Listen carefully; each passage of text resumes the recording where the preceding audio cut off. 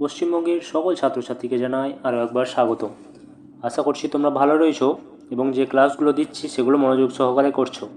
তো দেখো, আজকের যে বিষয়টা নিয়ে আলোচনা করতে চলেছি সেটা হচ্ছে তোমাদের 13 নম্বর যে ক্লাসটা হয়েছিল সেই ক্লাসের এমসিকিউ নিয়ে। তো চলো তোমাদের এমসিকিউগুলো দেখে নিই পরপর।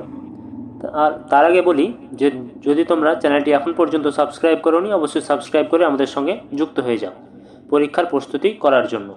তো দেখো, সর্বপ্রথম যে প্রশ্নটি রয়েছে সেটা কি, যে ইউসোনোফিলিয়া কোন রক্তকণিকার সংখ্যা বৃদ্ধি বোঝায়? তাহলে কোন কোন রক্তকণিকার সংখ্যা বৃদ্ধিকে বোঝায়? তো এটা কি হয়ে যাবে, নিউট্রোফিল, লিম্ফোসাইট, ইউসোনোফিল না মনোসাইট?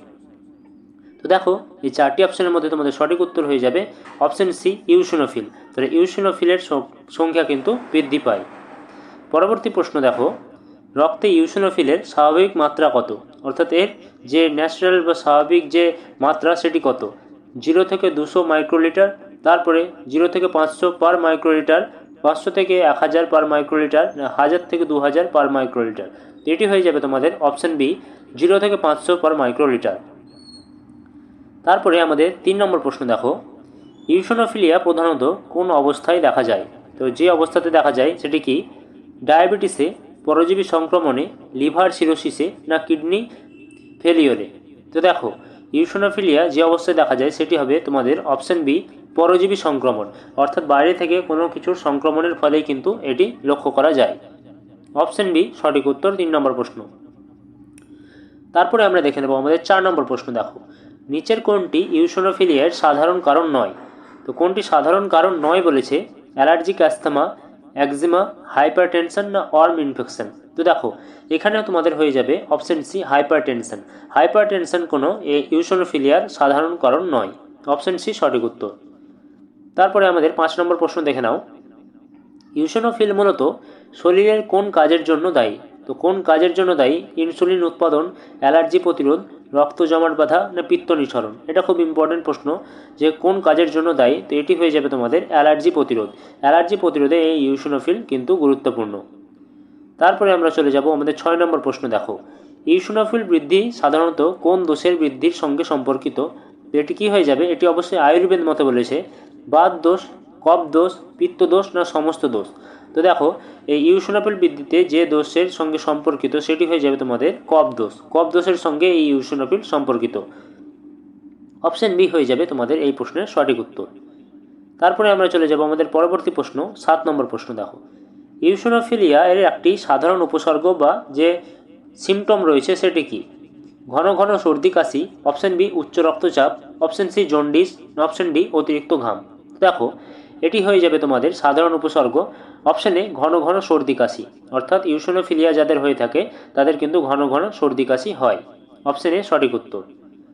তারপরে 8 নম্বর প্রশ্ন দেখি, নিচের কোন ওষুধটি আয়ুর্বেদে অ্যালার্জি নিয়ন্ত্রণে সহায়ক? অর্থাৎ যে ওষুধটি অ্যালার্জি নিয়ন্ত্রণে সহায়ক সেটি কি, গুগুল্লু, মেটফরমিন, পেনিসিলিন না ওমিপ্রাজল?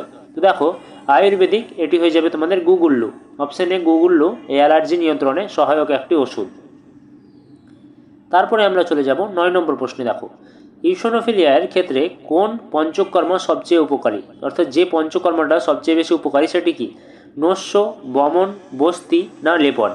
দেখো, এই চারটি অপশানের মধ্যে তোমাদের সঠিক উত্তর হয়ে যাবে অপশন বি, বমন। বমন যে পঞ্চকর্মটি সেটি কিন্তু ইউসোনোফিলিয়ার ক্ষেত্রে সবচেয়ে উপকারী একটা জিনিস। তারপরে আমরা চলে যাব আমাদের পরবর্তী প্রশ্ন, 10 নম্বর প্রশ্ন। দেখো, ইউসোনোফিলিয়াতে বেশি দেখা যায় কোনটি? সর্দি কাশি, শ্বাসকষ্ট, রক্তপাত, মাথা ব্যথা না পেট ফাঁপা? তো দেখো, ইউসোনোফিলিয়াতে যেটি দেখা যায় সেটি হয়ে যায় তোমাদের সর্দি কাশি ও শ্বাসকষ্ট। অর্থাৎ এই রোগের এটি হচ্ছে তোমাদের দেখা যায়। অপশানে সঠিক উত্তর হয়ে গেল 10 নম্বর প্রশ্নের। পরবর্তী প্রশ্ন আমাদের 11 নম্বর প্রশ্ন। দেখো, ইউসোনোফিলিয়া রোগে কোন দেহতত্ত্ব মূলত দূষিত হয়? তো যে দেহতত্ত্বটি দূষিত হয় সেটি কি, রক্ত, মেদ, অস্থি না শুক্র? তো দেখো, যেটি দূষিত হয় সেটি হয়ে যাচ্ছে তোমাদের রক্তে। অর্থাৎ রক্তে কিন্তু এর দূষিত হয়। অপশানে সঠিক উত্তর। পরবর্তী প্রশ্ন আমাদের 12 নম্বর প্রশ্ন, যে সিরিসা গাছ আয়ুর্বেদে ব্যবহৃত হয় কিসের জন্য? তো সিরিসা গাছ কিসের জন্য ব্যবহৃত হয়? দেখো, ডায়াবেটিসে, অ্যালার্জি ও টক্সিন অপসারণে, লিভার জন্ডিসে না হৃদরোগে? তো দেখো, এটি কি হয়ে যাবে, সিরিসা গাছ কিন্তু অ্যালার্জি ও টক্সিন অপসারণে আমাদের ব্যবহৃত আয়ুর্বেদিক গাছ। অপশন বি সঠিক উত্তর। 13 নম্বর প্রশ্ন দেখো, ইউসোনোফিলিয়ার সিভিয়ার স্টেজ শুরু হয় কবে, মানে কখন থেকে? তো এটি কি হয়ে যাবে তোমাদের অপশন সি, 5000 সেলস পার মাইক্রোলিটারের বেশি যখন হয় তখন সিভিয়ার স্টেজ শুরু হয় এই ইউসোনোফিলিয়ার। অপশন সি হয়ে যাবে 13 নম্বর প্রশ্নের সঠিক উত্তর। তারপরে দেখে নেব আমরা 14 নম্বর প্রশ্ন আমাদের, ইউসোনোফিলিয়াতে কোন ধরনের খাবার পরিহার করা উচিত, অর্থাৎ যে ধরনের খাবার ত্যাগ করা উচিত সেটি কি? গরম পানি, দুধ, ঠান্ডা খাবার, ফলমূল না শাকসবজি? তো দেখে নাও, ইউসোনোফিলিয়া যদি হয়ে থাকে তাহলে কিন্তু তোমাদের অপশন বি, দুধ ও ঠান্ডা খাবার পরিহার করা বা ত্যাগ করা উচিত। 14 নম্বর প্রশ্নের সঠিক উত্তর হয়ে যাবে অপশন বি। তারপরে আমরা দেখব আমাদের 15 নম্বর প্রশ্ন, আমা শব্দটি আয়ুর্বেদে কি বোঝায়? তো আমা শব্দটি কি বোঝায়? অপশন এ শুদ্ধ রক্ত, অপশন বি অপাচিত টক্সিন পদার্থ, অপশন সি প্রাকৃতিক শক্তি না অপশন ডি ইমিউন কোষ? তো দেখো, আমা শব্দটি বোঝায় তোমাদের অপশন বি অপাচিত টক্সিন পদার্থ বা বজ্র পদার্থ। অপশন বি সঠিক উত্তর হয়ে যাবে 15 নম্বর প্রশ্নের। তারপরে আমরা চলে যাব আমাদের 16 নম্বর প্রশ্ন, নিচের কোন ভেষজটি কফ দোষ হ্রাসে সাহায্য করে? তো দেখো, কফ দোষ হ্রাসে সাহায্য করে কোনটি? শুণ্ঠি, আমলকি, নিম না ব্রাহ্মী? তো দেখো, যেটি হয়ে যাবে সঠিক উত্তর অপশন এ, শুণ্ঠি বা শুকনো আদা। এটি কিন্তু কফ দোষ হ্রাসে সাহায্যকারী একটি উপাদান। 17 নম্বর প্রশ্ন, অ্যালার্জি বা অ্যাস্থমা থাকলে ইউসোনোফিলিয়া সাধারণত কি হয়? তো যদি কোনো ব্যক্তির অ্যালার্জি বা অ্যাস্থমা থাকে তাহলে সেই ইউসোনোফিলিয়া সাধারণত কি হয়? অপশন বি বেড়ে যায়। অ্যাস্থমা বা অ্যালার্জি থাকলে ইউসোনোফিলিয়া অবশ্যই বেড়ে যায়। 18 নম্বর প্রশ্ন দেখো, ইউসোনোফিল উৎপন্ন হয় শরীরের কোন অংশে, অর্থাৎ কোন অংশে এটি উৎপন্ন হয়? কিডনি, বোন ম্যারো, লিভার না হার্ট? তো দেখো, ইউসোনোফিল উৎপন্ন হয় আমাদের বোন ম্যারো, অর্থাৎ বোন ম্যারো থেকেই কিন্তু ইউসোনোফিল উৎপন্ন হয়। অপশন বি সঠিক উত্তর। 19 নম্বর প্রশ্ন, ত্রিফলা মূলত কোন কাজে ব্যবহৃত হয়? তো ত্রিফলা কোন কাজে ব্যবহৃত হয়? হজম ও দেহ শুদ্ধি, হাড় শক্ত করা, রক্ত জমাট বাঁধা না মাথা ব্যথা? তো এটি হয়ে যাবে অপশান এ, হজম ও দেহ শুদ্ধি করতে এই ত্রিফলাটি ব্যবহৃত হয়। অপশান এ সঠিক উত্তর। পরবর্তী প্রশ্ন 20 নম্বর প্রশ্ন, ইউসোনোফিলিয়ার চিকিৎসায় আয়ুর্বেদে প্রধান লক্ষ্য কী? তো এটি কী হয়ে যাবে?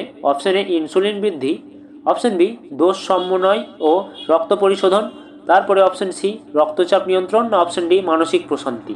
তো দেখো, আয়ুর্বেদে প্রধান লক্ষ্য হলো তোমাদের অপশান বি দেহ সমন্বয় ও রক্ত পরিশোধন। এটি হয়ে যাবে এর সঠিক উত্তর। পরবর্তী প্রশ্ন 21 নম্বর প্রশ্ন, অ্যালার্জি ও অ্যালার্জিক প্রতিক্রিয়া নিয়ন্ত্রণে কোন প্রাণায়াম উপকারী? তো এটি কী হয়ে যাবে? অনুলোম বিলোম, তারপরে ভ্রামারি, কপালভাতি না সবগুলোই? তো দেখো, এই সঠিক উত্তর হয়ে যাবে সবগুলো, অর্থাৎ সবগুলো প্রাণায়াম কিন্তু উপকারী। 22 নম্বর প্রশ্ন, ইউসোনোফিলিয়াতে শরীরের কোন উপসর্গ বেশি দেখা যায়? তো এটি কী হবে? শ্বাসকষ্ট ও চুলকানি, পেট ব্যথা ও গ্যাস, মাথা ব্যথা ও চোখ জ্বালা না অতিরিক্ত ঘুম? তো দেখো, ইউসোনোফিলিয়াতে যে উপসর্গটি বেশি দেখা যায় এটি হয়ে যাবে অপশন এ শ্বাসকষ্ট ও চুলকানি।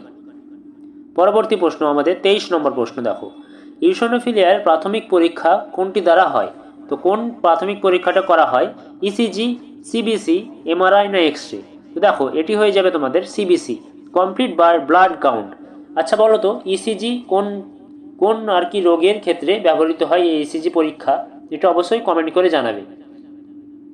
পরবর্তী প্রশ্ন 24 নম্বর প্রশ্ন, নিচের কোনটি ইউসোনোফিলিয়ার সরাসরি কারণ নয়? তো দেখো, ইউসোনোফিলিয়ার সরাসরি কারণ নয় অ্যালার্জি, পরজীবী সংক্রমণ, ভাইরাস সংক্রমণ ও অতিরিক্ত ঘুম?